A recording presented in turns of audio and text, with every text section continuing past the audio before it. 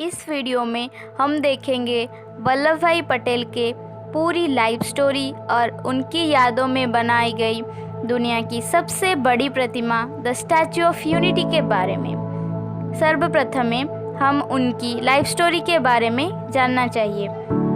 31 अक्टूबर 1875 में गुजरात की नाडियाड में वल्लभ भाई पटेल का जन्म हुआ था। झारभाई पटेल और लाडबाई उनकी पिता माता थे।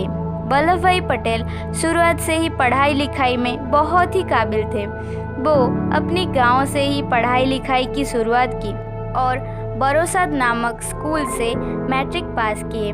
बाद में उनके पास पैसे ना होने के कारण वो कुछ छोटे मोटे नौकरियां करके कुछ पैसा इकट्ठा करके इंग्लैंड से लॉ की पढ़ाई करने का डिसीजन लिए और 2 साल बाद एक काबिल बैरिस्टर बनके भारत लौटे। कुछ दिन बाद वो शादी करके गोधरा में वकालत की शुरुआत की, लेकिन वो समाज की कुरीतियों को दूर करने के लिए राजनीति में जाना चाहते थे। इसी कड़ी में वो 1917 में अहमदाबाद की सैनिटेशन कमिश्नर पद के लिए चुनाव लड़े और जीते भी। बाद में वल्लभ भाई पटेल 1917 में एक मीटिंग के दौरान गांधी जी से मिले और बहुत ही प्रभावित हुए। उसके बाद वो भी भारत की आज़ादी के लिए संघर्ष में शामिल हो गए। आगे चलकर उन्हें इंडियन नेशनल कांग्रेस में गुजरात सभा का सेक्रेटरी बनाया गया और पूरे ताकत के साथ वो भारत की आज़ादी के लिए अंग्रेजों के विरोध लड़े। वल्लभ भाई पटेल के वेश पोशाक में बेहद ही परिवर्तन आ गया था। वो विदेशी कपड़ों को छोड़कर भारतीय पोशाक अपना लिए थे और बहुत ही संघर्षों के बाद 1947 में देश स्वाधीन हुआ। स्वाधीनता के बाद जवाहरलाल नेहरू भारत के पहले पीएम बन गए और वल्लभ भाई पटेल डिप्टी प्राइम मिनिस्टर और होम मिनिस्टर बन गए।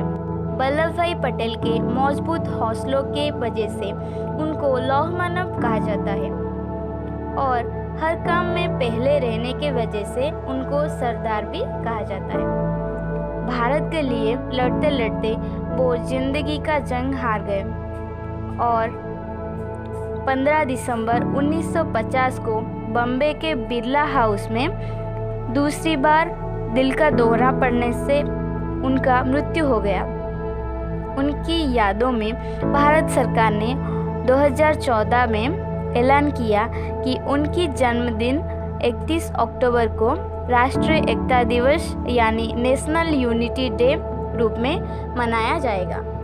इसके बाद हम जानेंगे द स्टैच्यू ऑफ यूनिटी के बारे में, जो कि सरदार वल्लभ भाई पटेल के श्रद्धांजलि के लिए गुजरात में बनाई गई थी। ये दुनिया की सबसे ऊंची प्रतिमा है। नर्मदा नदी के एक छोटी सी टापू जिसका नाम साधु बेट है, यहाँ पे द स्टैच्यू ऑफ यूनिटी बनाई गई है। इसकी ऊंचाई करीबन 182 मीटर है, जो कि गुजरात विधानसभा का कुल सीटों का बराबर है। ये मेगा प्रोजेक्ट पहले 2010 को प्रस्तावित हुई थी, लेकिन प्रधानमंत्री मोदी के द्वारा गुजरात के मुख्यमंत्री रहते हुए 2013 में शुरू किया गया था। भाजपा के वरिष्ठ नेता लाल कृष्ण आडवाणी और नरेंद्र मोदी के द्वारा इस परियोजना का आधारशिला 31 अक्टूबर 2013 में गुजरात की भरूच में रखी गई थी, जिसकी बनावट मूल्य करीब 3000 करोड़ थी। जिसकी कई साल बाद 30 अक्टूबर 2018 को ये मेगा प्रोजेक्ट संपूर्ण हुआ और 31 अक्टूबर 2018 में प्रधानमंत्री नरेंद्र मोदी के द्वारा ये विशालकाय मूर्ति उद्घाटित हुआ था, जो कि पटेल जी का 143वां एनिवर्सरी थी। द स्टैच्यू ऑफ यूनिटी, जो कि 182 मीटर का है, नर्मदा नदी पर बने सरदार सरोवर डैम के महज 3.32 किलोमीटर दूरी पर इस विशालकाय मूर्ति को स्थापित किया गया है। इस प्रतिमा के साथ श्रेष्ठ भारत भवन की भी शुरुआत की गई है। इस भवन में 50 से ज़्यादा कमरे तैयार की गई है। इसके बाद पर्यटकों के लिए वैली और उपकोट भी बनाई गई है। इस स्टैचू के एक खास बात है कि इस स्टैचू में 2 लिफ्ट बनाई गई है जो कि ऊपर तक ले जाएगी, जहां सरदार वल्लभ के छाती व दिल के पास एक गैलरी बनाई गई है, जहां से पर्यटकों को वैली का नज़ारा देखने को मिलेगा। स्टैचू बनाने के लिए 18,500 स्टील, 17,000 सीमेंट, 2,000 कपड़ का इस्तेमाल किया गया है। इस स्टैचू में सर की ऊंचाई 7 मंजिल इमारत जैसा है। प्रतिमा के पैरों के नीचे प्रवेश द्वार, म्यूजियम और लिफ्ट भी बनाई गई है।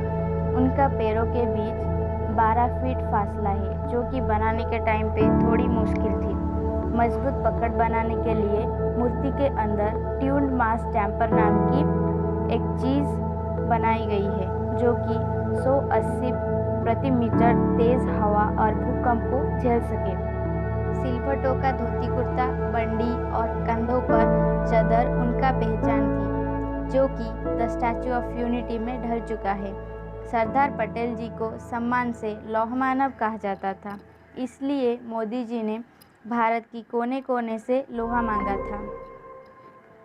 मोदी जी मुख्यमंत्री रहते हुए उनका ख्वाहिश थी कि सरदार पटेल जी का एक ऐसी प्रतिमा बनाया जाए जो कि विश्व का सबसे बड़ी प्रतिमा होगी, और वो सपना पूरी हो चुकी है।